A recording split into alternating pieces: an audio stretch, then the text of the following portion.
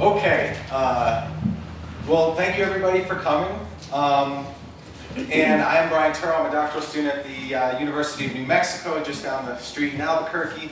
I'm going to be presenting today on a lecture that I've titled New Mexico on Display, Identity and Statehood at the Territorial Fair between 1881 and 1912.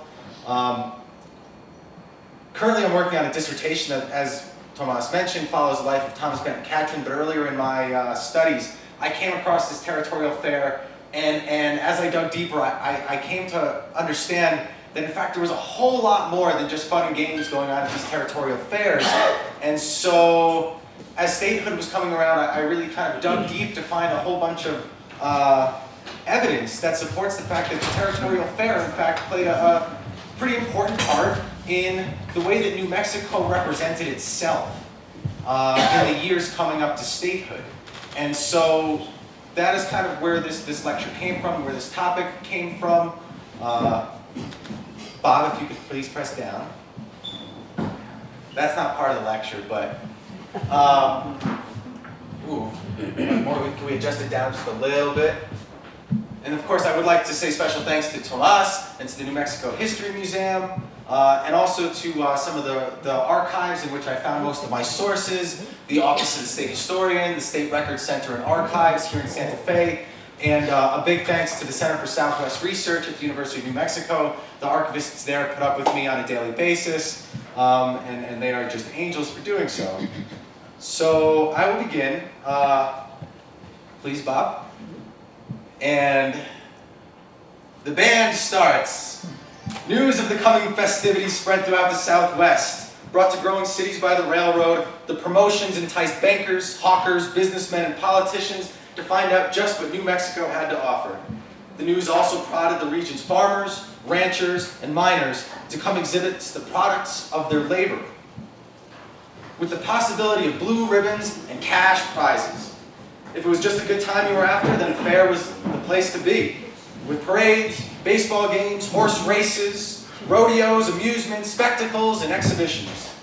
For a full week each year in the beautiful fall weather of Albuquerque, and fall really is a beautiful time to be here in New Mexico, the New Mexico Territorial Fair presented interested patrons with exposition, entertainment, and education, all in the name of the advancement of the city of Albuquerque and the territory of New Mexico.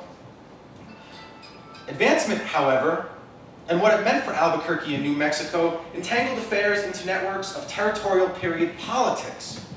Early on, the political reverberations felt at the, you know what, I'm just going to pick this up. That might be better.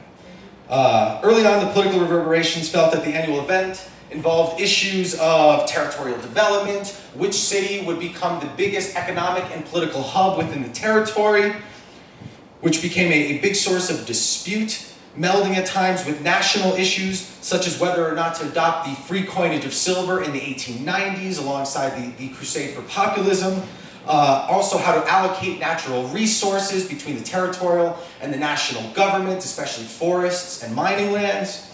But over its 30-year history, the most significant debate brought out at the territorial fairs concerned the politics of identity for New Mexico, often fused with conversations for self-administration and, of course, statehood. The directors of the territorial fairs organized these events to showcase the very best for what New Mexico and Albuquerque had to offer. It spoke to two main audiences, those coming from within New Mexico, who were really brought to the fair to exhibit their products, but also there was an important educational aspect for all of the people that had tried to draw in from its surrounding states in the Southwest, Arizona, Colorado, Texas, but also from people back east in the financial and political centers of the Midwest and the East Coast. To promote attendance, the fair offered many different types of incentives, such as rail passes. They enticed outsiders with promises of abounding opportunity in New Mexico, in a modern, in a progressive, and sometimes even quite clearly in an Edenic idea of New Mexico as a place. The results of this thrust, however, remain mixed, as New Mexicans who attended the fair employ their own versions of local, regional, and their own ideas of national image and place. in this lecture, then, I will present a history of the New Mexico Territorial Fair, especially as it related to the ways in which territorial leaders attempted to shift New Mexico's public image on a national level to a national audience. While doing so, the fair became a greatly publicized annual event whose main purpose by the turn of the 20th century was to help convince the American people that New Mexico deserved an equal place within the Union. Bob, please. Here are some newspaper advertisements throughout the years, bringing people into the Territorial Fair. Here you can see the 11th Annual Territorial Fair. A couple years later, in 1900, this great street fair and carnival. And then the New Mexico Territorial Fair, and they usually took place in September or October, and they always gave them the numbers. So this one on the far right is the 23rd Annual Fair, and so that we know that it just took place in 1903. For this lecture, I'll begin by outlining some of the history of the fairs themselves, going through some of the activities that took place at the fairs, but to also give some detail as to the evolution of the territory, and then describe in greater depth how the fair promoters utilized the event in and of itself for the express purpose of altering New Mexico's image and acquiring statehood. Now, my research on these territorial fairs fits within the framework of some contemporary debates about the use and abuse of identity politics in New Mexico, especially with regards to race and nationality. Two works published within the last 10 years, one by an author, Charles Montgomery, titled The Spanish Redemption, and another by an author, John Nieto Phillips, titled The Language of Blood, has really placed the statehood struggle within the debate about how the Nuevo Mexicano people of New Mexico came to be classified, and how they became, how Anglo-Americans and Nuevo Mexicanos kind of collectively came to the terms of calling a Hispanic classification to these people with its European background and distinction. And so this was a way that they came to classify the non-white, non-Indian people that lived in New Mexico in the Southwest. Correctly fitting these different cultures found in New Mexico into a national conceptualization of race and ethnicity was a central objective for those vying for admission as a state. The fair offered a unique public stage to go about putting together this public image campaign, and as such, I feel it deserves a thorough historical investigation. Now, the promotion of New Mexico through the organization of the Albuquerque Fair developed in accordance with international trends of modernization and expositions. Business leaders and investors understood the utility of these types of festivals and exhibitions as illustrated by the major influence of world fairs. From the time of 1851, when in London they held an event known as the Great Exhibition of the Works of Industry of All Nations, which featured this astonishing architectural development of the Crystal Palace. Americans gained a clear and precise understanding and appreciation for the power of international celebration and exposition. Bob, please. By 1876, the U.S. held its first major World Fair in Philadelphia, honoring its centennial, and that took place in Philadelphia. And you can see on the left side here, I guess it's, yeah, it's your left. That's just one of the brochures from that 1876 International Exhibition. And then there was many of these World Fairs. Some of the more famous ones also include the 1889 Exposition in Paris, that of course is so famous for the unveiling of the Eiffel Tower. And then maybe some of you are a little more familiar too with the another big fair that took place in Chicago in 1893, which really kind of became the touchstone for what the World Fairs and just these expositions in general could really represent to the American people. And these fairs brought in huge audiences and also offered a thoroughly didactic image of how especially white Europeans and Americans came to see the world around them and their place in it, both with regards to a social context, an evolutionary context, and a cultural context. So then, starting in 1851 and moving well into the current day and age, these world fairs have brought people together, an international community. They had an enormous they lured tens of millions of people from around the world to witness the marvels of modernity, the newest technological innovations, such as in that fair in 1876, the Corliss engine, which powered and brought electricity, sometimes seen by Americans for the first time, to the entire fairgrounds there in Philadelphia. Or in 1893, the advent of the Ferris wheel in Chicago was a new technological innovation that brought in large crowds. And although it's old hat for us nowadays, at that time it was the cutting edge. So within this same time frame of New Mexico's territorial fairs, which the first one started in 1881, exhibitions and expositions popped up around the world. From the nationally held events in Paris and Chicago to also state fairs and county fairs. Many of you are familiar with these type of events. I know growing up in New York, I loved going to the Oswego County Fair in upstate by Lake Ontario. And they're fun, but they also, always kind of have a little message about what that community, what that place and space are all about. By the end of New Mexico's annual territorial event in 1910, the country was so enamored with these carnivals that $1 million corporation was chartered called the United States National Fair Exposition for the Advancement of American Progress. Bob, can you slide?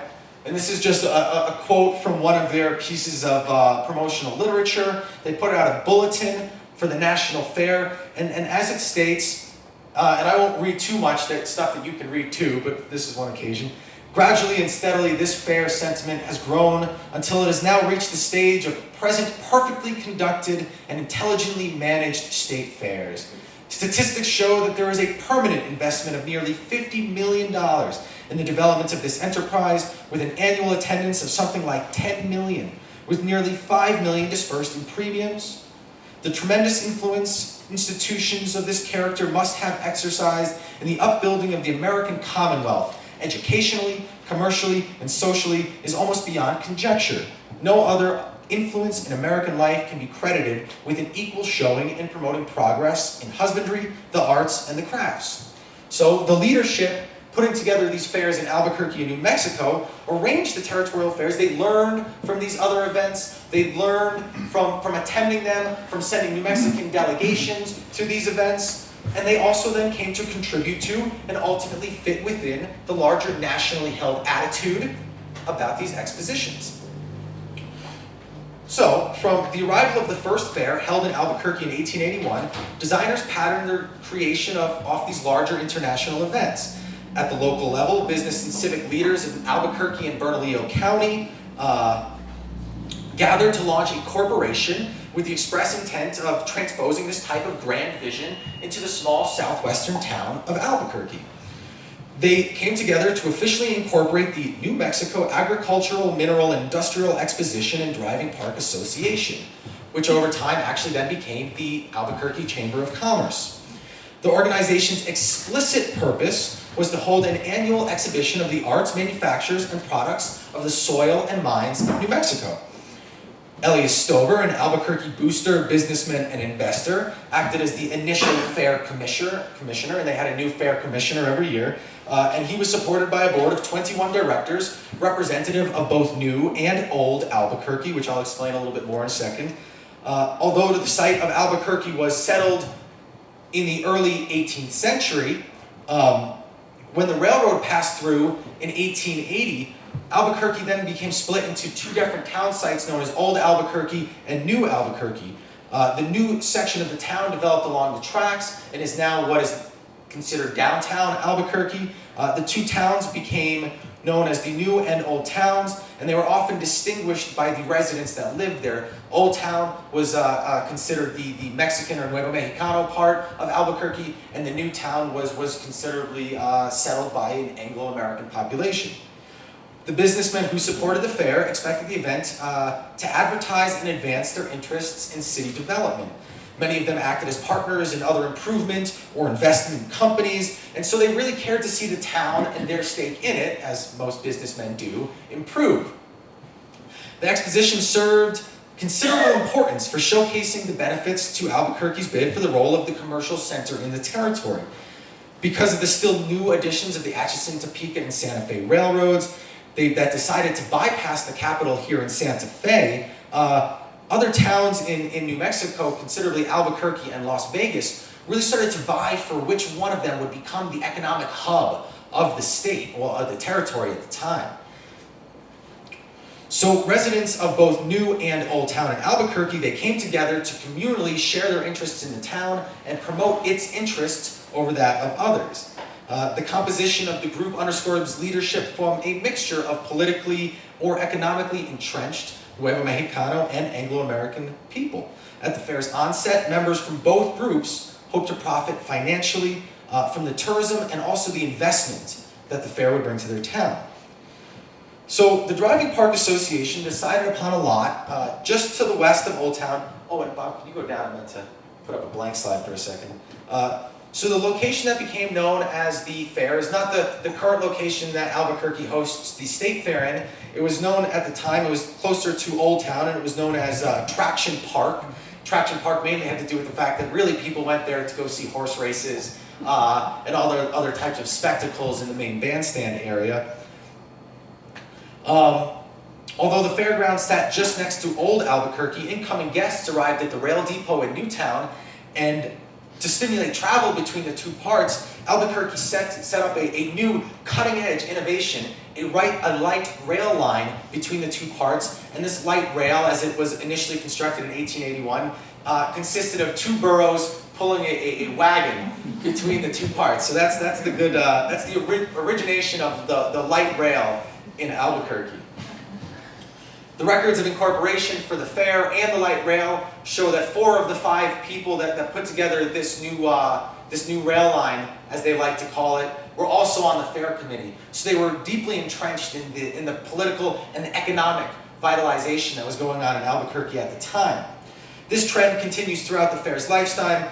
Noticeable once again in 1900, for instance, when the fair commissioner was a man by the name of William T. McCrate. And McCrate came from Missouri, but then when he came out to Albuquerque, he became the leading editor of the Albuquerque Daily Citizen, a Republican paper at the time, and then also became the fair commissioner. And then another example would be in 1903, when a man by the name of D.K.B. Sellers, he became the fair commissioner, and he was also the largest real estate agent in Albuquerque for that time. And a little piece, he enticed investment in the new section of town that he called University Heights, and he called it the new aristocratic neighborhood of Albuquerque, which I find very humorous because nowadays Albuquerque Heights is known as the student ghetto. So now for a second, and Bob, if you will, I have some slides of some of the activities that took place, and then I'll take some time to just talk about what's going on at the fair, some of the fun, some of the games, and then I'll get more into how the fair and its image was really used to portray and push for statehood. And as you can see here, these are some images taken from a parade that was an annual part of the fair. And as we all know, for parades, there was plenty of pomp and circumstances, and the band would play, and all sorts of floats would get brought through town. Slide, please. Here you can see a float, and you can't see on the labels, but this just says December in the east, and the train has snow, and it's gray and dismal. And this part says December in New Mexico, and there's beautiful flowers, and here it says all the way. And so they're really trying to play up the beauty of the scenery, of the landscape, of the climate, of what happens when you come out to New Mexico. Slide, please. Here we have a float from the WCTU, the Women's Christian Temperance Union, who came to the fair every year and put up a booth right alongside an area that was known as the longest bar in the territory. They were quite proud of that. And here these WCTU members, they would come and they would set up their booth and serve ice water. And in the newspapers, there's plenty of accounts of grizzly men who write that they couldn't wait to get to the longest bar, and they couldn't wait to go play faro and gamble in the casinos, but that every time they had to walk past the WCTU table, they would just put their head to the side and pretend not to be paying any attention. But this was just one of the signs of the ways that some people that came to the fair were trying to put on this new image of temperance, of modernity, and of a national movement. And I don't know if you can see on these signs, but they say like Alabama and Georgia. And so they're coming from all across the United States, really helping to put together, a national community at these fairs. Slide, please. Here we have a fire team, and they would bring in fire teams from different cities and towns in New Mexico, and also Arizona and El Paso. Although after a couple of years, the guys from Arizona refused to come because they said that it was always rigged for the New Mexican teams, which doesn't really surprise me. But here, and I personally kind of love the old outfits and the kind of wardrobe that they had. But here you can see they're pulling a fire engine, and so these fairs also kind of represented then a place where people like these fire teams that were new in southwestern cities could practice their arts, show them off to the townspeople, and also in front of all the crowds of visitors to say, no, okay, look, we have all of these modern infrastructure, things like that. One more. Here we have a bunch of Pueblo men who are about to conduct a foot race. They did foot races of many different distances. And Indians were actually a big part of the fair. They came in large attendance every year, not just to participate in races and rodeo type activities, but also to just enjoy the fair like everybody else. One more.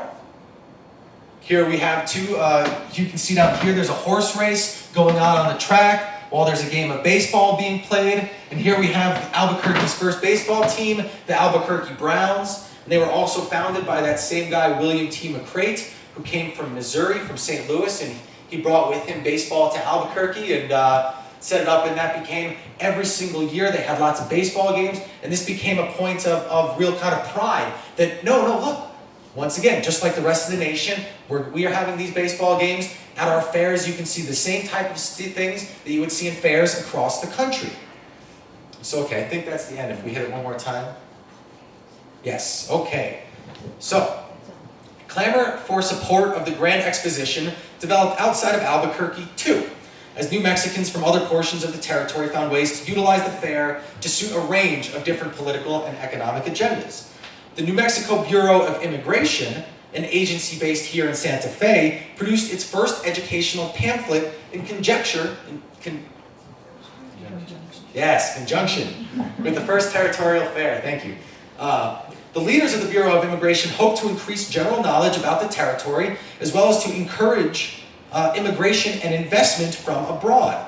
The publication integrated the fair's program with a history lesson and a chronology of the important events that took place in New Mexico from all the way back in ancient times to its current territorial present. In the two historical sections included by the Bureau of Immigration, the author, a man by the name of William G. Rich, who was the secretary of the territory in 1881, placed most of his emphasis on the U.S. military takeover of New Mexico in 1846, and then the subsequent U.S. settlement and development. Reference to the indigenous people in the area, most explicitly the prehistoric race of Pueblo Indians, remained brief, romantic, and evocative of a narrative of what became known as the vanishing American, as the Indians that were slowly vanishing from the American, geography, from its towns, from their cities. They were slowly being depopulated, which of course is not true at all, but this is a myth, a kind of idea that they're presenting in these brochures. A similar trajectory explained the transition from the Spanish and the Mexican periods to that of the U.S. conquest. The information contained within the Bureau of Immigration publication reflected the Anglo-Americans' attempts to realign New Mexico's history. And this becomes very important, this realigning of New Mexico's history in these promotional booklets from the Bureau of Immigration, and then also at the fairs, acted to write New Mexico's history into a United States-centered narrative. First, the authors curtailed the histories of the prior inhabitants. Instead, they included pieces of those stories as like a straw man backdrop. In this regard, the Spanish presence in New Mexico, though Europeanized to justify the good nature of the large population of the Hispanic people, was also marked with the brutality of the Black legend that proposed that the Spanish takeover of the New World was an entirely brutal and violent and degraded New World conquest, as opposed to the English conquest of the New World, which they wrote in as a nice and kind of more peaceful Thanksgiving type event. Next, by making the Anglo-American presence and the history in the region the most prevalent aspect of New Mexico's past, the authors sought to write the territory into a national narrative, thus transforming the Southwest into a historically relevant American space and place. Leland Bradford Prince, president of the Bureau of Immigration, although not directly tied to the Fair Commission in 1881, although he would present speeches and grandstand at the fair many times in its history, he understood that the future of New Mexico's expositions provided the perfect forum to present the territory's recent growth and potential. He was a prolific booster of New Mexico during his life. He was deeply engaged in New Mexico's modernization, which he deemed necessary to attract economic growth and political sovereignty. Through his publications and his speeches, Prince took an active role in the shifting public mindset about his adopted home. He was the Chief Justice of the Territorial Court, he was an officer of the Historical Society, and he was the President of the Bureau of Immigration. And through all of these things, he worked to alter the perceptions that the territory was barren, that it was considered the Wild West, which of course in this same year, Billy the Kid is just kind of finishing up his work down in Lincoln County, and that was run, and that the territory was run by corrupt men. Which of course Thomas Catron, the person I'm writing my dissertation on in this same years, is acquiring enormous amounts of land grant land, dispossessing the current owners of that land in a just entirely corrupt fashion. So Prince had a lot of work to do to convince people of these things. His organization's publications also attempted to increase the racial stock of the territory by narrating a grand history that traced the Indian people of the region back to ancient civilizations such as the Anasazi and the Aztecs, and the Hispanic people back to Spain. But back at the fair, the messages created by the planners met up with the everyday activity of New Mexicans as they attempted to really make this event a success. If the exposition pushed forward the commercial prowess of the Duke City, it also helped to embroil it in intra-territorial politics. A few instances from the early life of the fair may help to explain this. For instance, in 1882, the leading Republicans of the territory, they all met together at the fair in Albuquerque in October to hold the Republican Territorial Convention, by which they then voted all of the delegates and people that the Republican Party would run in their election slate for that year. Another event took place during the third fair, where Mr. Prince, once again, still the Territorial Supreme Court Justice, gave his first of several commencement speeches. This speech was titled, New Mexico, Its Wonderful Resources and Products, Past and Present. And so while he was giving this speech, he talks to the audience, and he explains to them all of the virtues that New Mexico has, its mineral wealth, its beautiful climate, the amount of sunshine that you get, the way that it can cure diseases, the way that its past makes it this kind of amazing piece of American history, and how its present and future could only end up in statehood and an equal part for New Mexico with the rest of the nation.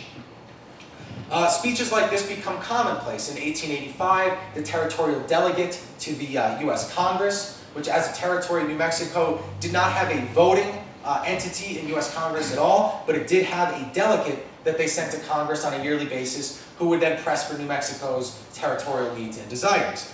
So in 1885, the delegate was a man by the name of Antonio Joseph, and he spoke the commencement address at the fair. A couple of years later, in 1887, the Governor Edmund G. Ross spoke at the commencement address at the fair.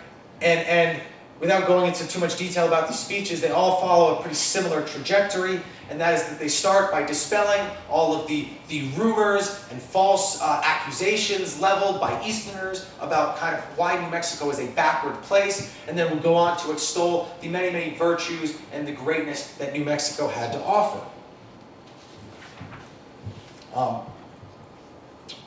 So then one of the central tenets of these rallying speeches made at the early fairs was to inspire territorial unity and cooperation, as staged through the production of the exhibition of the products and resources in Albuquerque. They tied the city's prospects with that of the whole of the territory and vice versa. And so I believe next I have some, residents of other parts of New Mexico, namely Santa Fe and Las Vegas, but also later from Socorro, Las Cruces, and other growing sections, attempted to beat the Duke City at their own game. They chartered their own corporations, they started their own fair exhibits, but all of these kind of either went by the wayside or became second fiddle to the big annual Territorial Fair in Albuquerque. Nonetheless, the formation of competing entities within New Mexico indicates that the continuation of this annual event in Albuquerque was not a given. It was not set that this would take place every year and they would find the type of success that it did. As the Territorial Fair, its organizers, and its constituencies matured, the festival became hosting debates that exceeded the political boundaries of just Albuquerque and New Mexico. Bob, can I see the next slide, please? No. Okay, so these are some of the pamphlets, some of the brochures that you would get as you were coming into the fair. And you can see these are both from the 1890s. The first one is from the 10th fair, and so it is in 1890 itself. And here we have another one from the 15th annual fair in 1895. I love looking through this type of evidence. You get to see who's giving the opening address. This year it's the Governor William T. Thornton. And you can see the baseball tournaments, and there's races, and you can see what kind of cash prizes they get. And so just some of the ephemera that I found in terms of evidence is researching the fair. Next, please. And here you get all sorts of county displays that really kind of showed off the products, the minerals, the timber, the agricultural products that you found at the fair. So you have here one from Roswell, New Mexico. This one, if you cannot read it, it's from Colfax County, New Mexico. And so you can see the entire exhibit is made from timber found in Colfax County. Slide, please. Another one from San Miguel County and from Carlsbad. They become, after a while of looking at these, they become just like the exhibits of fruit and vegetables that you see at, for instance, the State Fair nowadays. So we won't spend too much time. Slide, please. You can also see there was representations and exhibits put together by the Albuquerque Indian School. Another way that they were really showing the modernization and the progress by which the New Mexican Indians were making. And so this was another way that they could show outsiders, look at the way that these people are progressing. They are really learning from the American traditions and cultural impact that we are bringing to the territory. And I think there should be one more. Oh, okay, perfect. This is from an industrial exposition that takes place in 1908. And here you can see on the entrance to the fair, the International Industrial Exposition. The top right is a cart filled with sugar beets from the Maxwell Irrigated Land Co. And if you can't read that sign, it says these beets were not planted until June 14th of 08. And this is taking place in October, early October. So they're really showing, look at the potential for agricultural production and advancement coming in New Mexico. And then, of course, this is absolutely one of my favorite, the alfalfa elephant with a whole bunch of Vidalia onions underneath it. Because why would you want to have an industrial exposition without an elephant made of alfalfa? And these are just some of the examples of how different things come out in the fair. Some other examples that I'd bring up are at the fair in 1893, the politics of populism really came into play. A man by the name of Harvey B. Ferguson, a chief Democratic politician in the territory, he put together a new populist platform in 1893, going along with the populist movement that was spreading throughout the South and the Midwest, and he decided to hold a Southwest Silver Convention. He led the Democrats of the territory and these new populists. He brought them together in Albuquerque to have this Southwestern Silver Convention and put themselves on the national radar in support of the free coinage of silver, along with people from many of the other Mountain West states, such as Idaho and Nevada, where silver production was a chief source of income. Another major political issue affecting the territory as well as much of the American West involved legislation on irrigation and reclamation. And that's where this industrial irrigation event comes into play. Once in 1895, and then again here in 1908, Albuquerque hosted the International Irrigation Congress in correlation with its usual events. These congresses, which acted as forums for professional networking and unified lobbying efforts, good old lobbying, it just kind of always seemed to come around, brought the national and regional concerns to the local level of New Mexico. allowing fairgoers to gain insight into these conversations while granting outsiders a superlative view of the agricultural and horticultural opportunities available in New Mexico. The debate regarding the Spanish-American War was especially pertinent in 1898 and 1899. In addressing the audience on Rough Riders Day in 1898, Governor Miguel Antonio Otero praised New Mexico and New Mexicans for their exceptional service during the recent war with Spain. As though awarding a day to these New Mexican soldiers who fought alongside Teddy Roosevelt was not enough, during the following year's occurrence, the Fair Association planned and followed through with a mock Battle of Manila that took place at the fair. And I love the idea of a mock Battle of Manila, which is of course an entirely naval battle taking place in the high Chihuahuan desert at over a mile high in Albuquerque. It's a little outstanding to me. But political leaders such as Otero sincerely hoped that the patriotic fervor employed at these installments of the fair would help prove New Mexico's proper allegiance to the United States and to the rest of the country. But while Roosevelt did in fact praise the New Mexicans for their great service and their participation in the Rough Riders, the regiment, he could not convince the other kind of mainstays of the Republican Party back east to go along with New Mexican statehood at the time. And so New Mexico enters the 20th century still a territory. So before then, I continue to describe the political utility of the Territorial Fair. I want to point at how the modern face of these festivals presented a national-friendly image of New Mexico, but how the event also exposed residents to many of the innovations never before seen. Things like, as I already mentioned, the coreless engine and electricity, and the Ferris wheel in Chicago in 1893. The New Mexico Territorial Fair had its fair share of these same very type of new technological insights to show the New Mexican people. The fair's origins in Albuquerque, for instance, occurred only after the main rail line, as I've already talked about, came into Albuquerque and really brought by rail transit New Mexico as a territory into the big rail networks with the rest of the country. By 1902, the luxurious Alvarado Hotel, a Duke City staple until the 1970s, acted as a central staging ground, and this was supposed to be a modern, beautifully built, southwestern cast hotel that was right on the Fred Harvey tour lines throughout the Southwest. And this became the central staging ground for banquets, balls, and congresses along the lines of this one. Other developments, such as the implementation of the trolley line along Railroad Avenue, electrical lighting, the newest models of industrial equipment and machines, as well as modern amusements, such as a Ferris wheel that did come in 1900, really kind of brought in fun audiences for Southwestern fairgoers. And then there were some major firsts that took place at the fair, such as, slide please, and people around the world, one more time, have come to know Albuquerque today as the ballooning capital of the fair, but the first hot air balloon ever launched in New Mexico took place at the second annual fair in 1882. And here you have a picture of this massive helium balloon that they took flight at that time. Another first was the first an automobile race for the territory took place at the fair, and the first airplane flight in New Mexico took place at the fair. Slide, please. And here we have the electrified, actual light rail. They got rid of the burros, and now they had it electrified, and it would connect the fairgrounds and old Albuquerque with new Albuquerque, and so that was another innovation. And one more time for the slide. Perfect.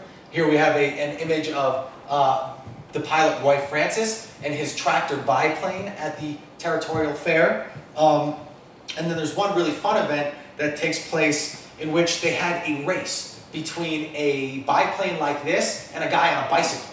And the guy on the bicycle won.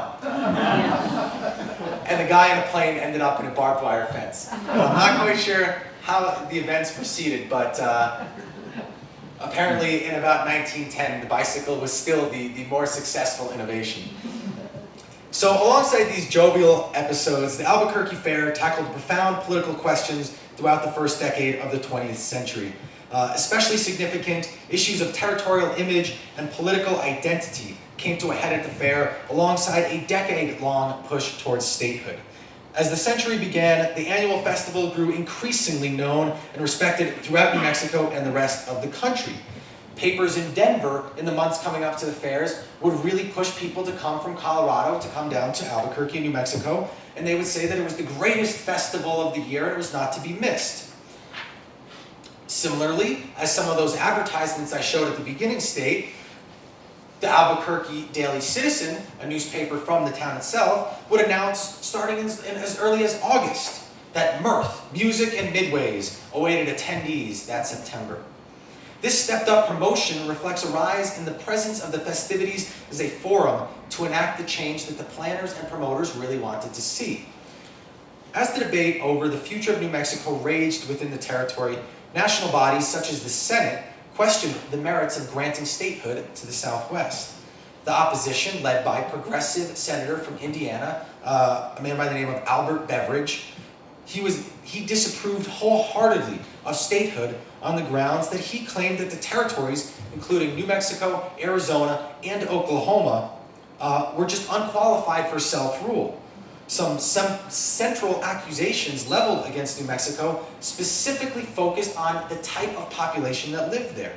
These included the overall size of the population, the racial composition of the population, and un-American qualities such as their inability to speak English and the corruption that he felt really kind of held New Mexico in a state of abeyance.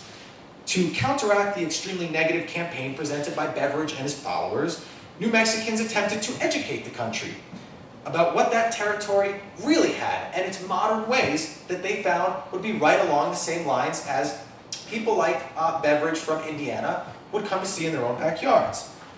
So in 1901, Governor Otero decided to hold a statehood convention at the same exact time in Albuquerque as the Territorial Fair. Governor Otero, who served in that role from 1897 till 1906, acted as a vocal promoter of New Mexico's statehood. He called the convention so that the people could express themselves directly to Congress and dispel the opposition's harsh critiques. In the inaugural speech opening the fair on October 15th, Otero placed the onus of success upon New Mexicans, imploring that their actions during the fair would have a direct influence on the congressional decisions that year.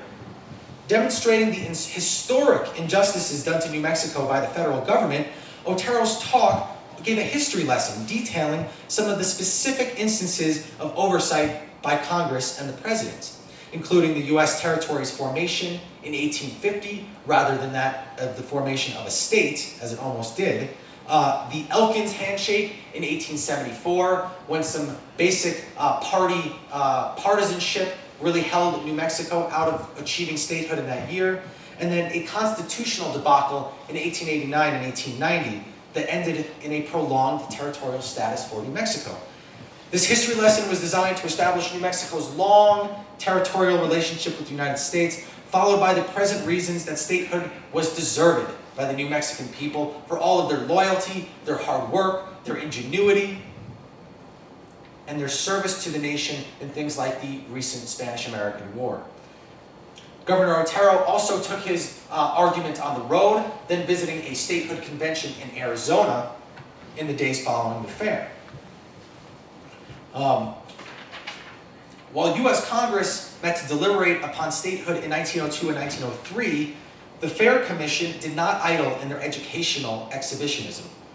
More political rallying speeches held by Governor Otero, as well as a great appearance by media mogul William Randolph Hearst, really helped to kick off those fairs as educational and promotional events. A journalist happy to be traveling with William Randolph Hearst wrote back to his Charlotte Daily Observer from Charlotte, South Carolina, and he wrote an article titled "Wonders of the Occident, Tour of the Great Southwest." And he heralded the fair at Albuquerque. He called it a wonderful time. He said that 20,000 people lined the streets for the parades taking place at that time. This journalist really came to endorse the Duke City and the fair and everything that it stood for. He said of Albuquerque that it was a large town in the Southwest, and he described it as having a cultured people and an exclusive Spanish aristocracy. More revealing are his observations that it was very interesting, he said, in New Mexican towns to see the old and the new, the Mexican and the American, in immediate contact and contrast. And I quote, "One civilization is aesthetic, the other practical. One loves ease, the other money." Now, this binary, as offered by a Carolinian, was nothing new to the message presented by the fair. From its first appearance, the dichotomy of New Mexico's exotic historic legacy and its modernizing thrust worked not in contradiction to each other, but rather to complement one another, to hold the regional unity and tie it to a national idea of what it meant to be an American place. So when this publicity tour, framed as a litmus test for Southwestern statehood, was over, those attendants went back to Congress and they gave great press coverage of what's going on in New Mexico and really pushed for New Mexico statehood. Now, part of this is because William Randolph Hearst was also trying to run for Democrat president that year as a Democrat, and he really wanted to get the territories on his side, even though they could not vote in presidential elections. He wanted to get that populace, and he wanted to promise them statehood. But shortly after the visit, an Albuquerque journalist with high hopes claimed that members of the Hearst party all agree that we have people enough and of the right sort to fully entitle us to admission as a state, while they regard the avenues of growth, development, and progress that open to us as a territory, and more importantly as a state, as practically unlimited. So they have very high hopes in this time here in 1902 and 1903, although of course their hopes are dashed as New Mexico statehood will still not come along till the end of the decade. So during this time, the campaign towards reorienting the identity of New Mexicans grew heavy-handed. The attendance in 1902 of His Imperial Majesty Montezuma I, alongside a contest for a fair queen, resulted in the Albuquerque sheriff, a man by the name of Thomas Hubble, escorting a woman by the name of Mabel Hunt in a historic procession down the streets and for the parade. Similarly, in 1907, a commemorative convention celebrated Coronado's first exploration was held at the fair. The local branch of the Elks put together this event. The directors commented that they wanted to hold a pageant in which Coronado's band, floats representing the progress of the Southwest, our usual trade display, will be shown, as well as troops, cowboys, and Indians. Near the end of the decade, President William Howard Taft even visited the Territorial Fair with promises of a bright future for the region and its inhabitants. Okay, so I have a couple more slides and then I will finish up. So one more, please. So here you can see this is an event that took place at the 1903 fair, and you can see the American flags draped over everything. But what I love is the clearly southwestern vegetation in the forefront. So you get this very kind of cool juxtaposition of, yes, this is an American place, this is a modern place, but it's also very clearly the Southwest. One more. And here you have a picture in, I believe this is from 1906, and here you have the fair going down, the parade fair going down the main railway avenue, which is now Central Ave in Albuquerque, and you can see the office of the Daily Citizen and other businesses. And they would send these pictures out with other promotional publications and really show American people, look, this just looks like the main street of any other town. So I think there's one more. And here you see the Alvarado Hotel, and this is in 1910. All lit up. You've got I know it's very blurry, but you've got the sign for the Santa Fe Railway at the top. They've got the electrical lights, all decor, and very nice for the big kind of festivals and balls that they held at the Alvarado Hotel in conjunction with the fair.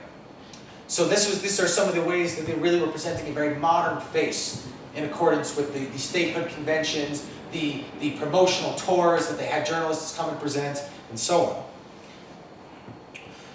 So when an omnibus bill passed through Congress in 1910, granting permission to the territories of Arizona and New Mexico to submit a state constitution to the legislature for review, it was not apparent to the territorial leaders that the long-awaited date of statehood would still take 2 more years. In New Mexico, the immediate reaction was to hold a constitutional convention with officers elected from each county to represent a bipartisan sampling of the interests throughout the territory.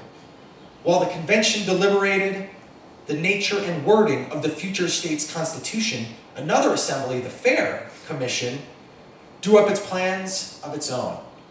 With an optimistic spirit and bright eyes, the organizers' product for 1910 featured the 30th annual festival and the first state fair, just a couple years early. The annual event had come a long way since 1881, as had the territory. With New Mexico's final success of gaining statehood, however, the fair lost one of its most significant uses. In the few years after New Mexico's 1912 admission as the 47th state to the Union, the Grand Street Fair that had brought the territory and the region together unfortunately dissolved.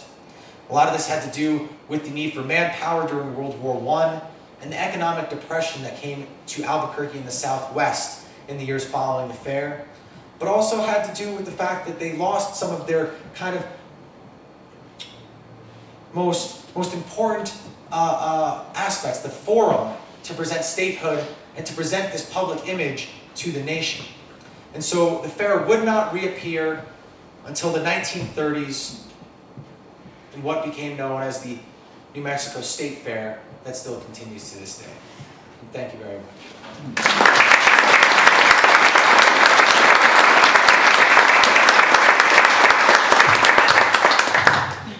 Do you have any questions?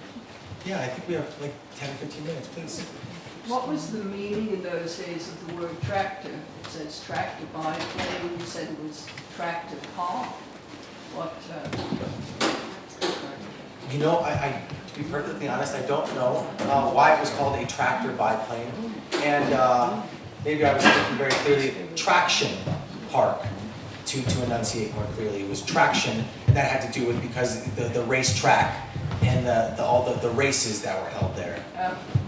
Sorry. Sure. Was the Territorial Fair publicly or privately funded?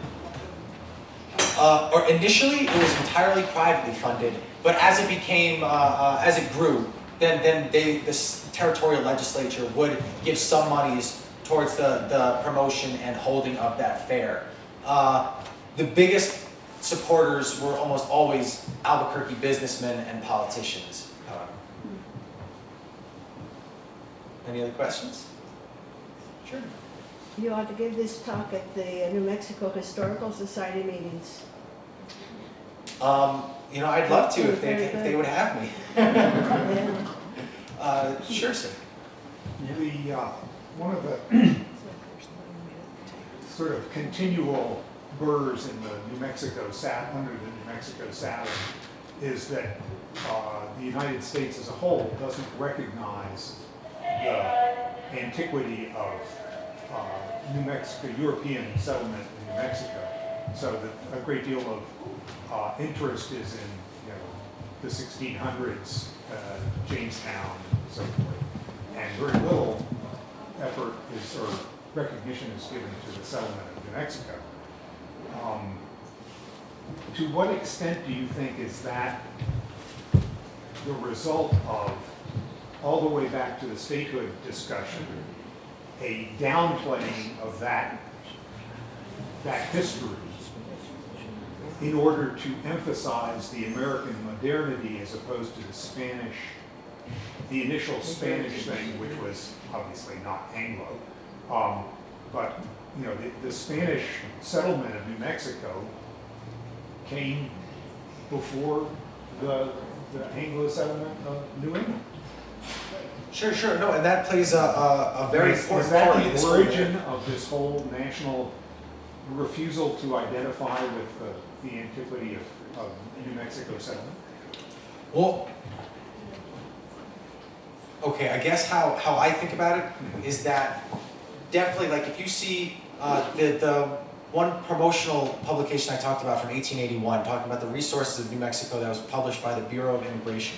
In the history, it has a 10-page chronology, and it gives about 3 little lines to the ancient native peoples that live there, and then it gives about, you know, the real quick play-by-play of the major explorations and things like the Pueblo Revolt, but then within half a page, you're at US conquest, and then it takes the next 8.5 pages going through things that are quite trivial compared to some of these other Spanish, you know, period histories. And so it's definitely downplayed, but I think in the late 19th, early 20th century, that gets flipped a little bit, and then they really start to in fact, play up the Spanish history a little bit more, but kind of in a way that they feel fits their agenda. So like the processions of Montezuma, for instance, at the fair in 1902, they're using and they're using ideas of the Mexican conquest of, or rather the Spanish conquest of Mexico City. They're having it as part of this parade for the fair in Albuquerque in 1902, and so they are linking the Spanish past to the present and future, but in a very kind of roundabout and I don't know, often, what's the word I'm looking for? Self-serving way. Does that answer the question? Yes, in the I back? think part of it is the people in power write history. I grew up in the South, and even in the South, we didn't learn about Jamestown, we learned about Plymouth Rock. I mean, how stupid is this? Forget the fact that Santa Fe was here. I just think Northeasterners wrote history for a long time. Yeah, and my understanding is now it's like Californians and Texans. So. But really, you know, we always say the winners write history. In this case, it's the people in power who wrote history. When I grew up closer to Jamestown in Massachusetts and didn't learn about Jamestown when I was in elementary school, and forget learning anything west of the Mississippi. Or anything that God forbid they spoke Spanish. Well, and even in the introductory survey courses, like the 101, 102 survey courses at UNM, I know that the generation of historians that are teaching those classes now definitely work to incorporate things that are going on in the western United States, in places exactly like New Mexico, into those same narratives, and so you have a mixing of French, of Spanish, of Native American, of English histories, but you're right on that's definitely not always been the case. Thank you. That first light rail pulled by burros, was that on a track or just a wagon? They did put in a track. So it's locations that it could go were set. It would go between the rail depot and the kind of plaza in Old Town, right along with what is now Central Avenue. And then that also became the same lines that they put in the light rail once it actually became electrified. Yeah. Sir? You were talking at the beginning of your talk on how the railway is so important, I think, to all of this coming about. Do you know the reason why Santa Fe was bypassed, even though it turned out to be the Santa Fe Railroad? I'm sure you know. Tough breed. There's a bunch of different answers to that. Some of it has to do with the fact that the railroad companies were in competition, and the Atchison, Topeka, and Santa Fe could make quicker time in terms of the actual building of the railroad and could beat the Denver and Rio Grande Railway.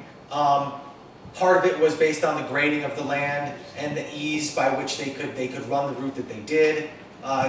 Do you have anything? Part of it was that there was a group of politicians who owned the land in Laney, and they grabbed the railroad. They didn't grab them, they just paid them. They gave them the land. That's how, I mean, that was the final decision, was the land was given by a group of politicians and who owned the land in Laney and didn't own the land in Santa Fe. Not surprising in the least. Thank you. Well, thank you, everybody.